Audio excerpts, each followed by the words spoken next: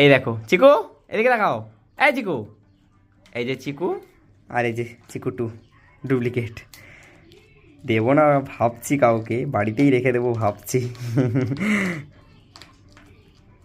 আর এই যে পিকু টু আর পিকু, দেখেছো সে কি চিবাচ্ছে, দেখেছো? বদমাসগুলো একদম খচ্চর এক নম্বরের।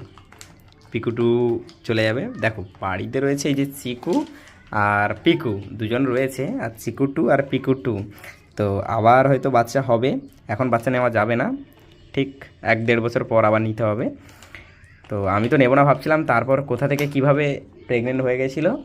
তো যাই হোক বাচ্চা হয়েছিল, খুব খুশির খবর। 3টে বাচ্চা তো নিয়ে চলে গেছে, সেগুলো বেশ কিউট কিউট ছিল। আর এই যে দুজন আছে, এটাকে তো আমি দেবো না ভাবছি কাউকে। তো